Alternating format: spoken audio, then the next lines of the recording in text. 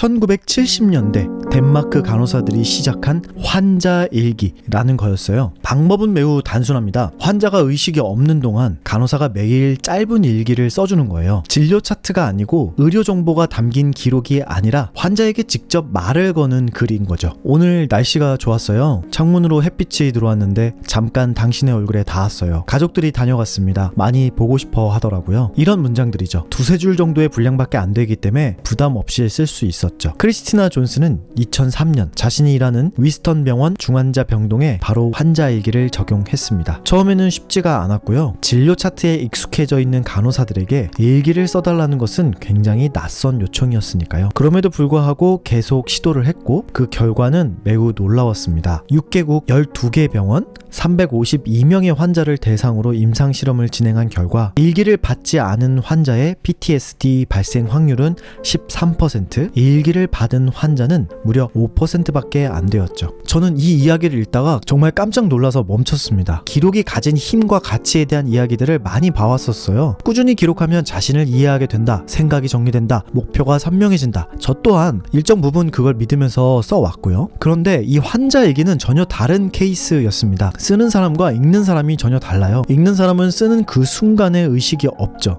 그리고 쓰는 사람은 자신을 위한 기록이 아니었습니다. 온전히 그 환자를 위해서, 그리고 그 환자가 읽을 수 있을지 없을지도 모르는 상황에서 매일 썼다는 것이죠. 우리가 기록에 대한 가치를 이야기할 때 보통 어떤 세계관에 갇혀 있냐면 바로 생산성입니다. 더 효율적이고 더 성장하고 더 나은 내가 되기 위해서 써야 한다는 것이죠. 그런데 그런 생산성의 관점에서 보면 의식이 없는 환자에게 써주는 일기는 아무 의미가 없어요. 당장 읽히지도 않고 내가 성장하는 것도 아니니까요. 그런데 그렇게 쓴 기록들이 현실로 돌아오지 못한 무너진 마음을 갖고 있는 환자들을 살려냈다는 겁니다. 전 그게 무엇인지에 대해서 계속 생각해 봤어요. 그리고 제가 찾은 답은 이타심입니다. 나를 위한 기록이 아니라 누군가를 위한 기록. 생산도 효율도 성장도 없지만 어떤 생명을 살리겠다라는 그 의지가 담긴 기록이라는 행위가 이타심을 만나면 이런 일이 생길 수도 있다는 게 정말 신기하고 또 반가웠습니다. 그때 사용했던 노트나 펜이 좋았던 거기 때문일까요? 그것도 아니었습니다. 흔히 구할 수 있는 노트와 일하면서 쓰는 볼펜 같은 것들이었겠죠. 하지만 누군가가 매일 아주 평범한 문장으로 당신을 기억하고 있다라는 거를 적어줬기 때문에 그 노트는 가치가 있었던 겁니다.